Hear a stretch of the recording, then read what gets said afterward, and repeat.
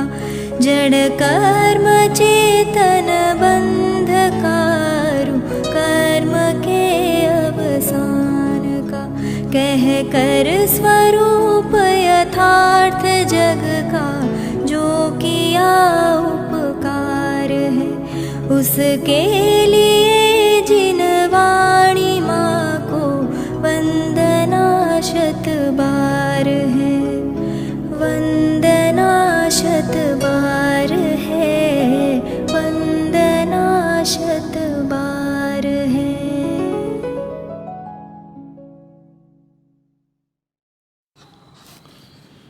ओम नमः सिद्धेभ्यः ओम नमः सिद्धेभ्यः ओम नमः सिद्धेभ्यः।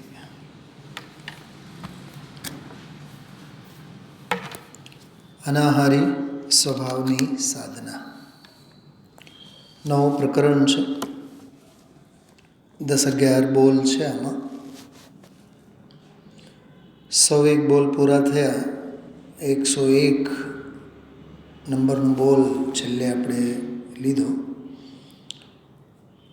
अनाहारी स्वभाव केवो आहार केवो आहारनी जात जातनी बधी चर्चा कर्माहार जुदो देहना पोषण माटे फलाहार जुदो अन्न ने अनाजनो आहार ई वળી जुदो भक्ष आहार जुदो अभक्ष आहार जुदो मर्यादापूर्वकनो आहार रात्रि भोजननो आहार केटला जातना बधा आहारना प्रकारो।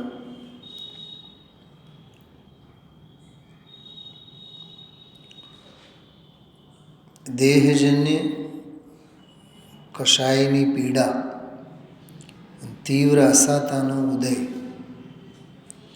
જ્યારે હોય ત્યારે દેહ માટે ભોજન વગેરે ગ્રહણ કરવાના જે ભાવ થાય એને ભૂખ કહેવાય। અસાતા કર્મનો ઉદય દેહમાં અશક્તપણું અને ખરેખર તો મૂળમાં ગ્રહણ કરવાની ઈચ્છા રાગ ભાવ એને ભૂખ કહેવાય છે। અને બધું ભેગું થઈને ભોજનની કે આહારની ક્રિયા સંપન્ન થાય છે। પણ મુનિરાજ આહાર લે છે એમાં નવધા ભક્તિપૂર્વક શ્રાવક પડે એ બધી જ ફોર્મેલિટીઓ એને પૂરી જ પાડવી પડે। નવધા ધા એટલે પ્રકાર 9 પ્રકારની ભક્તિ તો વિનયપૂર્વક સ્વાગત કરવાનું આવકારવાનું ચરણ પ્રક્ષાલ કરવાના પ્રદક્ષિણા કરવાની અને કાકલુદી કરવાની। આહાર જલ શુદ્ધ છે આપ પધારો એમ ઊંચા આસને વિરાજમાન કરવાનું પૂજન હરિઘી વગેરે સમર્પિત કરી મુનિ દશા અંગેના ગુણગાન કરી મુનિ ભક્તિ કરી પછી મર્યાદાપૂર્વકનો જે આહાર હોય એ આહાર આપવાનો। આ બધી જ પ્રક્રિયામાં ક્યાંય પણ શ્રાવક ભૂલ કરે તો અંતરાય ગણીને મુનિરાજ આહાર મૂકીને વયા જાય। બોલો આહાર દાન આપવામાં પણ કેટલી પરાધીનતા। આહાર ત્યાગમાં પૂરેપૂરી સ્વાધીનતા। એમાં કોની ક્યાં ગરજ છે? આહાર દાનમાં તો પાત્ર જોઈએ સામે। આહાર ત્યાગમાં પોતે જ સત્પાત્ર છે ને। આહાર ત્યાગ પોતાની સાક્ષીપૂર્વક પોતાના પરિણામોની તૈયારીપૂર્વક આહારનો ત્યાગ કરે। દાન પરાધીન ક્રિયા છે। ત્યાગ સ્વાધીન પ્રક્રિયા છે. પણ દુનિયાને ત્યાગ દાન તો ગમે, ત્યાગ ક્યાં ગમે? ત્યાગ ધર્મ છે, દાન તો પુણ્ય છે. એ પ્રશસ્ત પરિણામ તત્વની સમજણ હોય તો એ જગતને દાનની પડી હોય છે, ત્યાગની ક્યાં પડી હોય છે? જોકે ત્યાગ ધર્મ છે, જોકે ત્યાગ તો ધર્મ હોય છે, પણ સમજણ નથી ને. બહારના દાનના વગેરેના કામ કરે એટલે માન મળે ને, યશ ખાટવાનું થાય. ટૂંકમાં દાન આપીને પણ જ્ઞાનને વધારવા નથી માગતો, એ માનને વધારવા માગે છે. માનનો ભૂખ્યો છે. ઘણું એમાં સમજવા જેવું છે. મુનિરાજ પોતાની ચર્યામાં ક્યાં આહાર દાન કરે, ક્યાં ઔષધિ દાન કરે, કોના પ્રાણ બચાવે, અભય દાન કરે. વધીને ઉપદેશના પ્રસંગો બને એટલે જ્ઞાનદાનના પ્રસંગો બને. કેટલા દાનના નામ કીધા મેં હમણાં? આહાર, ઔષધ, અભય અને જ્ઞાનદાન. તો આહાર તો દેવા પણ હોય નહીં મુનિરાજને, એટલે મુનિરાજ તો કંઈ કોઈને આહાર આપે જ નહીં. શું આપે? ઔષધિ ક્યાંથી આપે? શુદ્ધ કે અશુદ્ધ? અને પ્રાણ કોના બચાવે? અભયદાનમાં. વધીને તત્વજ્ઞાનનું ભાતું પૂરું પાડે, જ્ઞાનદાન. સમજાય છે?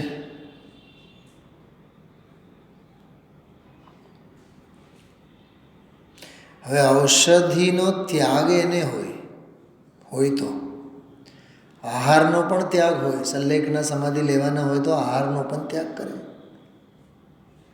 અન્ન જલ બધું મૂકી દે, દેહની સ્થિતિ હોય તો.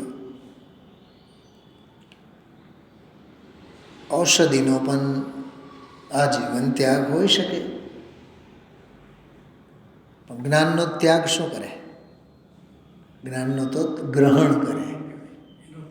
સમજાય છે? સાંભળો. આહાર, ઔષધિ અને અભયદાન એ બધાનો ત્યાગ હોય મુનિરાજના જીવનમાં હોઈ શકે, પણ જ્ઞાનનું તો ગ્રહણ જ હોય. અને હજી એક વાત બહુ માર્મિક સમજો. દેહની સ્થિતિ થયા બાદ તો જ્ઞાન દાનનો પણ કાર્યક્રમ બંધ. હવે તો જે જ્ઞાન ગ્રહણ કરેલું છે એમાં ઠરો. શું સમજાણું સાહેબ? હવે કોને સમજાવવા માટે જાય? જ્ઞાન દાન તો સમજાવવું પડે ને એને. હા, શું રાજુભાઈ, હું તમને એમ કહું ને, સમજો કે હું સમાજમાં છું, અહીંયા 100 વર્ષની ઉંમર સુધી હું છું. સમાજની જે રીતે અત્યારે હું 28-29 વર્ષની ઉંમરથી જે આ જવાબદારી હું સંભાળું છું. સમજો, હા, સમાજની નિર્દયતા, કઠોરતા, હું એની વાત કરું છું. ઓકે, તો અત્યારે 50+ છું. ઓકે, અને હું સમજો કે 85-90 વર્ષની ઉંમર સુધી પણ આમ જ સમાજની જવાબદારી લઈને અહીંયા રહું. રાજુભાઈ, ઇમેજિન કરો કેવળ. તો સમજો કે મારે 90 વર્ષની 92 વર્ષની ઉંમર પણ થઈ હોય અને હું એમ કહું કે ભાઈ સ્વાધ્યાય હવે નહીં થાય, હવે તો વ્યાખ્યાન કરવાનું નહીં થાય, તો તમારામાંથી કોઈને કોઈ એક એવું કહેશે મને, સમાજની જવાબદારી લીધી છે, અમારા હાટું છો તમે, અમને વ્યાખ્યાન સંભળાવો, અમારું મરણ સુધારો. શું સમજાણું? અમારી સમાધિ સુધારો તમે. પણ મારે તો મારી સમાધિ સુધારવાની છે ને. નહીં, તમારી સમાધિ બગડે તો હાલે, પણ અમારી સમાધિ સુધારો. બોલો રાજુભાઈ, આને સ્વાર્થી સમાજ કહેવાય કે નિસ્વાર્થી કહેવાય? હા,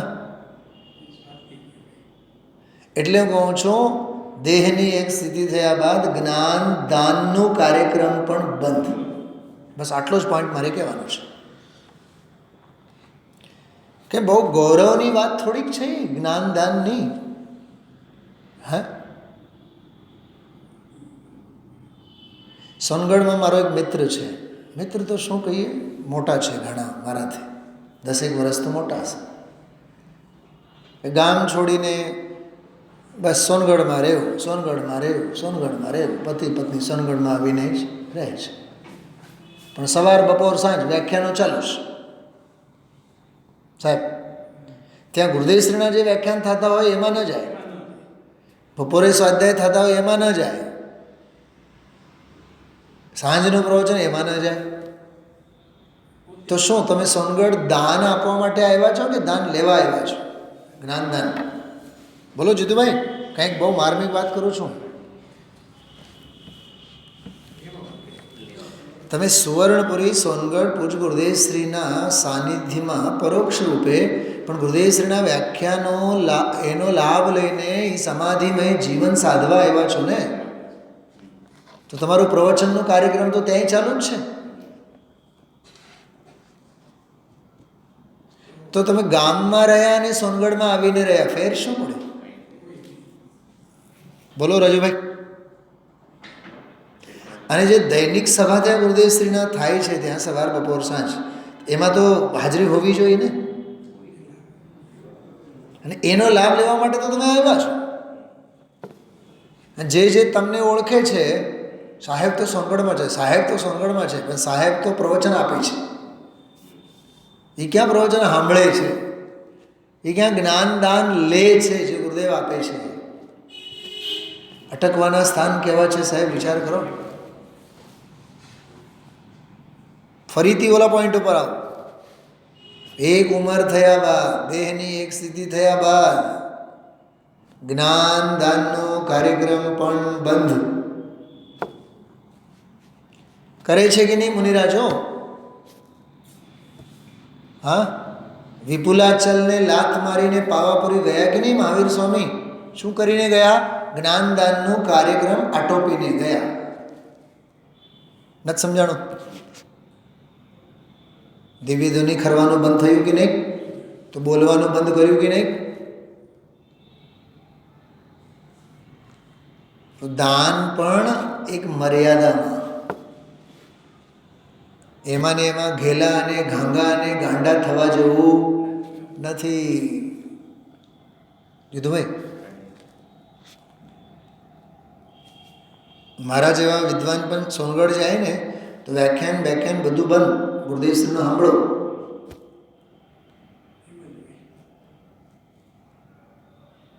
હા, એ 2 અને 3 કલાક સિવાયનો સમય હોય, કોઈ સાધર્મે આવે તો ઠીક છે, થોડીક વાર થતો ચર્ચા. પણ આપણે ચોખ્ખો ખોલીને ત્યાં બેસીએ રાજુભાઈ,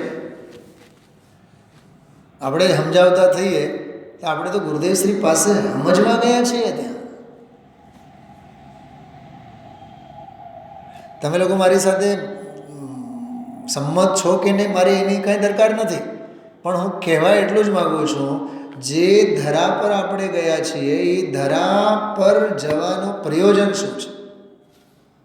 ઇમેજિન કરવાનું નહીં. ગુરુદેવશ્રી સભામાં, સ્વાધ્યાય સભામાં સ્વામીજીને સાંભળતી વખતે ઓહો એવી ધન્ય સભા આજથી 30-35-40 વર્ષ પહેલાં કેવી હશે, 45 વર્ષ સુધીની સભા કેવી હશે. હા, રામજીભાઈ જેવા, ગણધર જેવા જીવો હા કેવા બેઠા હશે. અને અહીંયા જ્યારે વ્યાખ્યાનો આપણે સાંભળતા હોય ત્યારે સભામાં જે લહેર આવતી હોય છે શ્રોતાઓના રિએક્શનની, રિપ્લાયની, મને તો ખરેખર હું તમને કહું, ગુરુદેવશ્રીની સભાની આગળ આપણી બધી સભા તો પ્રસુપ્ત જ લાગે છે. સાવ સૂતેલી સભા લાગે. તમે સ્વામીજીના પ્રવચનો ક્યારેક ઇયરફોન નાખીને સાંભળો સાહેબ, તમે પાછળ જે શ્રોતાઓમાંથી મોજાઓ આવતા હોય ને એ સાંભળો તો ખબર પડે. ગુરુદેવશ્રીના એક એક શબ્દ, એક એક વાક્ય ઉપર રિપ્લાય હોય છે. એ તો બહુ મોટેથી કોઈ લાંબા પ્રશ્નો બોલ્યા હોય, પૂછ્યા હોય તો પુસ્તકમાં છપણ આવે.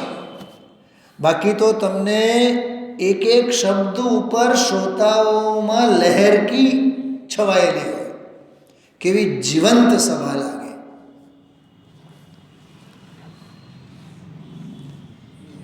તો આવી સભાઓ જે સ્વાધ્યાય ભવનમાં સંપન્ન થઈ હોય એ સ્વાધ્યાય ભવનના પાવન સ્પર્શ, ત્યાં બેસીને આ તત્વ માણવું, હા એ લાહો છે કે નહીં?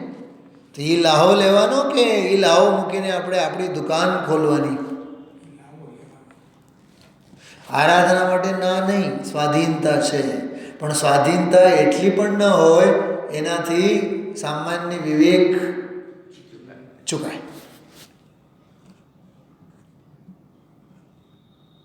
મને તો હું એક જ વાક્યમાં કહું, આ તત્વજ્ઞાન પચાવવા માટે બહુ હાઈ લેવલની આઈક્યુ જોઈએ. હું બહુ શાર્પ માઇન્ડની વાત નથી કરતો, આઈક્યુ લેવલની વાત કરું છું, ઇન્ટેલેક્ચ્યુઅલ લેવલ.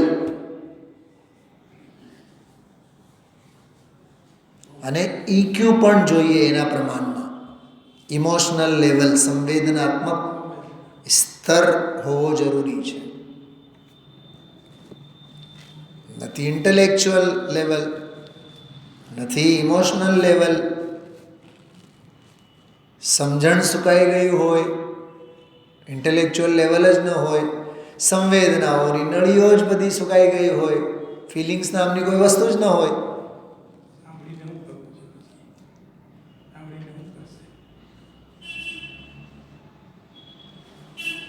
જિનાગમનો એક એક શબ્દ, એક એક વાક્ય બ્રહ્મ વાક્ય લાગવું જોઈએ. કાલે આવશે પ્રવચનમાં. આ બ્રહ્મોપદેશ છે. આજે અમે જ્ઞાનના ભેદ પ્રભેદો તમને સમજાવ્યા. સ્વભાવ વિભાવ, સુમતિ કુમતિ, સુઅવધિ કુઅવધિ, એ બધા ભેદ પ્રભેદો. પછી છેલ્લે એમ કહેશે, આ અમે જ્ઞાનના ઉપન્યાસ વડે બ્રહ્મોપદેશ આપ્યો. આચાર્યને તો બ્રહ્મોપદેશ લાગે છે, આપણને લાગવું ન જોઈએ એ બ્રહ્મોપદેશ આપણે લીધો. આ બધું સંવેદના વિના શક્ય નથી.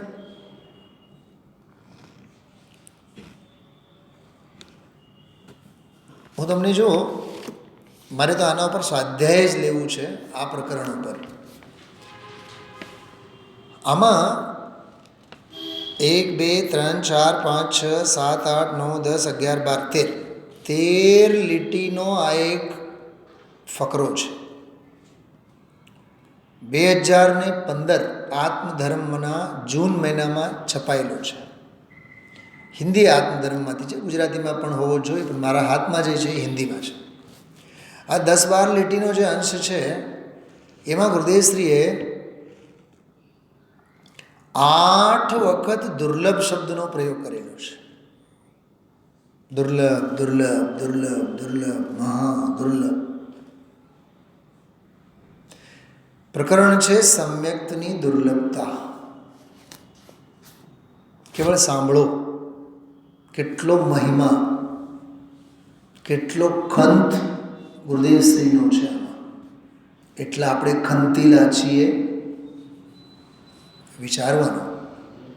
સ્વામીજી કહે છે, નૈતિકવાન એટલે કુલ ધન સંપન્નતા, निरोगी शरीर, दीर्घ आयु, ये सभी पाकर भी अंतर में उत्तम सरल स्वभाव को पाना दुर्लभ है.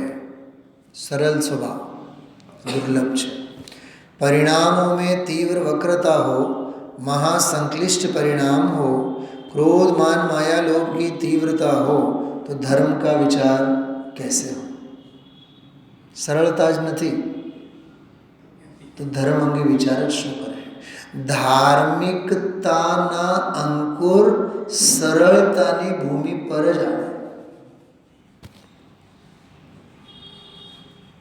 मायाचारी होय, कषायनी निष्ठुरता होय, सरलता होय ज नहीं, धार्मिकता क्यांथी आवे? विषय कषाय का लंपटी हो, जो खावानो शौक, पीवानो शौक, धनजीभाई होटल कल्चर, रात्रे खावानो शौक, भक्ष अभक्ष, क्यांय कोई विवेक भान नहीं. एने कहेवाय विषय कषायोनो लंपटी. तथा सरल और मंद कषायरो परिणाम न हो तो उसे तो धर्म पाने की योग्य पात्रता ही नहीं है। यानी कि मंद कषाय के सरल परिणाम होना भी दुर्लभ है। जो बीजी वक्त है दुर्लभ। धर्म की बात तो बहुत दूर है, परिणामों में सरलता ना हो। सरल परिणाम होना सो कोई धर्म नहीं है, जो वित्रीजी बात हमेशा। परंतु यहाँ तो कहते हैं कि सरल परिणाम होना भी दुर्लभ है। त्रीजी वक्त आयुष। तो फिर धर्म की दुर्लभता की क्या बात करें? अरे जे हजी लौकिक चर्याમાં પણ સરળ ન હોય એની પાસેથી ધર્મની કેવી અપેક્ષા તમે રાખો? આ ગુરુદેવ બોલે છે। परंतु यहाँ तो कहते हैं कि सरल परिणाम होना भी दुर्लभ है। तो फिर धर्म की दुर्लभता की क्या बात करें? बहुत से जीवों को सरल परिणाम होने पर भी सत्समागम का मिलना दुर्लभ है। આપણને મળ્યું છે કે નહીં? અહીં સુધી તો આપણે આવ્યા ને। હજી જો આગળ कोई लौकिक जन भी मंद कषाय वाले होते हैं, परंतु वीतरागी सर्वज्ञ शासन के तत्व को समझाने वाले का सत्समागम मिलना अति दुर्लभ है। ये આપણને મળી આવ્યું છે કે નહીં સાહેબ? કઈ એનાથી એ ગરીબડા છીએ? છે ને, ઘણા છે। સમજાવનારા હોવા છતાં પણ સમજતા નથી, ગરીબડા નથી તો કોણ?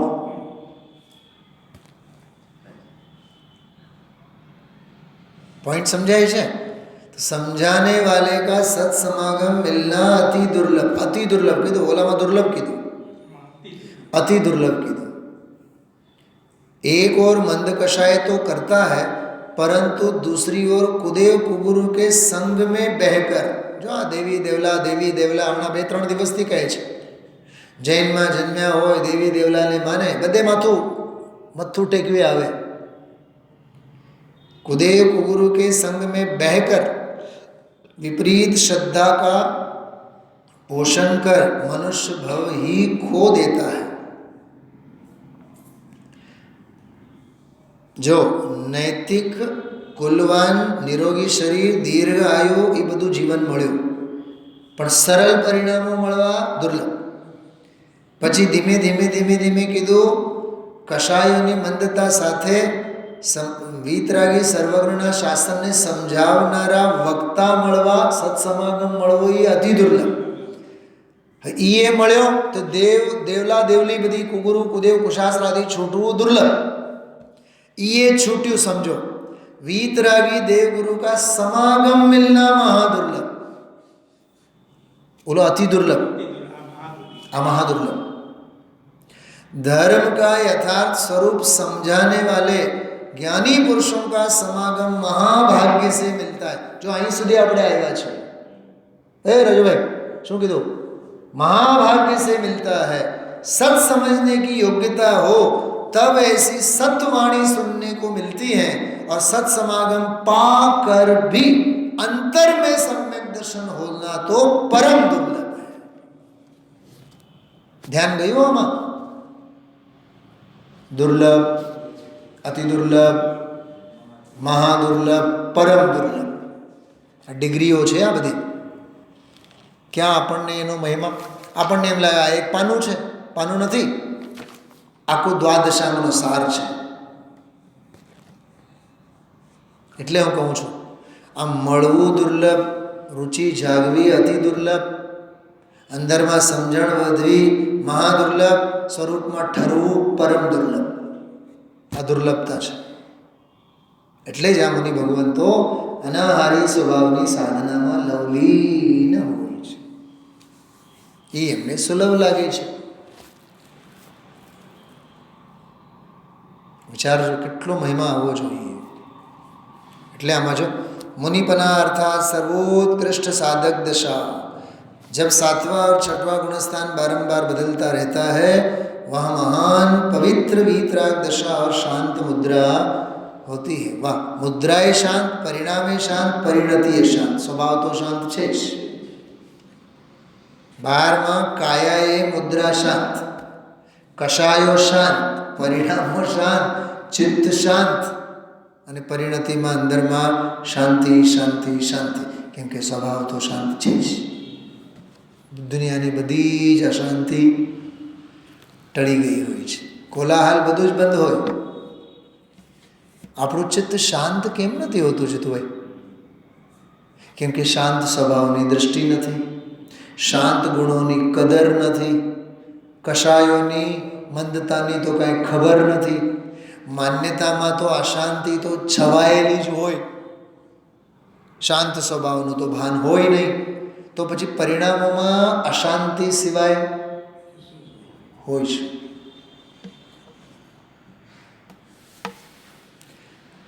આપણા તો જીવનના ઘાટ કેવા છે? સવાર સુધરે તો બપોર બગડે, બપોર બગડે તો સાંજ સુધરે, સાંજ સુધરે તો રાત બગડે. આવા તો સુધાર બગાડ સુધાર બગાડ સુધાર બગાડ તો આપણા. અને નિમિત્ત નૈમિત્તિક સંબંધ, તબિયત બગડે તો માથાકૂટ, ઘર પરિવારમાં માથાકૂટો હોય તો માથાકૂટ, બાયડી માને, દીકરો માને ન માને, દીકરી માને ન માને, સાસુ સસરા જે પાત્રો છે, દીકરા વહુ જે પાત્રો છે એ એકબીજાને અનુકૂળ પ્રતિકૂળ, આ બધા નિમિત્ત નૈમિત્તિક સંબંધોના કાવા દાવાથી આ જીવ એવો સંકળાયેલો છે. સાંભળજો, હવે હું શું કહું છું, એવો સંકળાયેલો છે 24 કલાક, અને વિષય અને કષાયનો આહાર ચાલુ જ છે. તો પછી અનાહારક સ્વભાવની સાધના ક્યાંથી કરે? શું કીધું? નિમિત્ત નૈમિત્તિક સંબંધ સાથે સંકળાયેલો છે, 24 કલાક સામે જ પનારો, અને એને અનુરૂપ જ એના પરિણામો થયા કરે છે. આને આમ કર્યું, આને આમ કર્યું, આને આમ કર્યું. એટલે સૌથી પહેલી વાત તો ઊંચામાં ઊંચી વાત, નિમિત્ત નૈમિત્તિક સંબંધોથી દૂર રહો.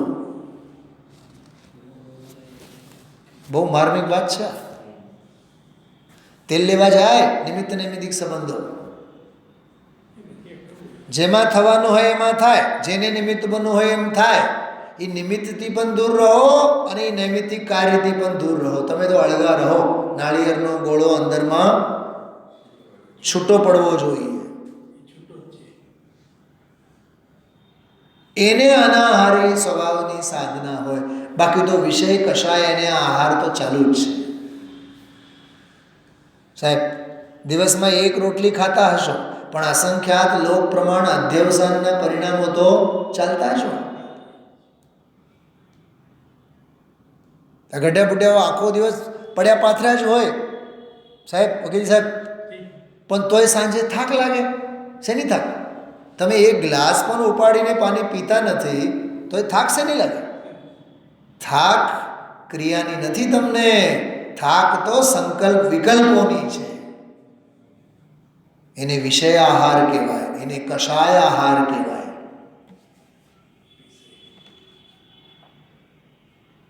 વિચારીને થાક લાગે એને, તો આહાર તો ચાલુ જ છે. તો અનાહારક સ્વભાવની સાધના ક્યાં છે? એટલે આહારની ક્રિયા કેવળ દાળ રોટલી શાક સબ્જી સાથે નહીં, વિષય કષાય એ બધું આવે અને બધું જ છૂટવું જોઈએ. એ બધું જેમ જેમ છૂટતું જાય તેમ તેમ અનાહારક સ્વભાવની સાધના વધે. આટલું સરસ એનો અર્થ છે. અચ્છા, દેહથી આહાર આ જીવ 99મો પોઈન્ટ લે છે, અને 99% તો આહાર તો મનનો આહાર લે છે, કષાયનો આહાર લે છે. સાહેબ સમજાણું? ખાવાની વાસના તો થાળી ભર છે, પણ એક બટકું ખાઈ નથી શકતો. પોઈન્ટ સમજાણો? ઓલો દાખલો હું આપું છું. બિગ બજારમાં જાય એટલે એક સાબુનો ગોટો ખરીદી શકે છે, પણ ખરીદવાની વાસના તો આખું બિગ બજાર. શું જીતુભાઈ? કારના શોરૂમમાં જાઓ તો તમે 5 લાખની કાર ખરીદી શકો છો, કે ખિસ્સામાં એટલી પૂંજી છે, પણ ખરીદવાની તો તૈયારી કેટલી છે? આખું શોરૂમ. પોઈન્ટ સમજાય છે? વાસના તો અનંતી છે, પણ વાસના પૂર્તિ તો કેવળ એક રત્તીભર આ જેવું કરી શકે છે. એ ઊંધી માન્યતા. એ શું છે? એ અનંતી વાસના છે. અનંતો પરિગ્રહ ભાવ છે એ બધો આહારમાં આવે. કર્માહાર, નો કર્માહાર, દ્રવ્ય કર્માહાર, એ બધું એમાં આવે. જ્યાં સુધી ઓલો આહાર ચાલુ છે ને એ રિસેપ્શનમાં ઘરેલો છે, વિષય કશાયોના એ થાળ લઈને બેઠો છે, ત્યાં સુધી અનાહારક સ્વભાવની એની દૃષ્ટિ છે. બહુ અદ્ભુત છે. એટલે જો આ 103 નંબરના બોલમાં કહે છે, मुनिराज तो भावना बातें हैं कि अहो संयोग में तो सुख है नहीं, संयोगाधीन वृत्ति में भी सुख नहीं है, सुख रूप तो मेरा आनंद कंद स्वभाव है. આવતીકાલે સવારે સ્વાધ્યાયમાં એક શબ્દ આવશે, સુખામૃત. મોક્ષનો મૂળ તો સહજ અતિન્દ્રિય સુખામૃત પરમ સ્વભાવ ભાવ કારણ જ્ઞાન છે, એ આત્મા છે. ओम नमः सिद्धि.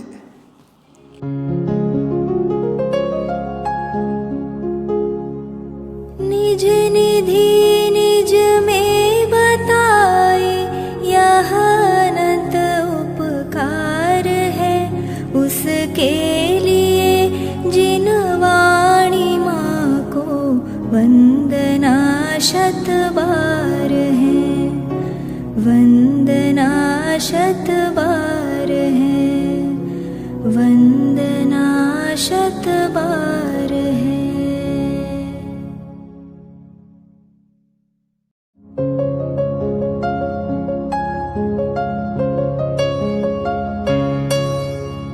हे जिन वाणी भारती तो ही जपो दिन रैन, जो तेरी शरणा गहे सो पावे सुख चैन.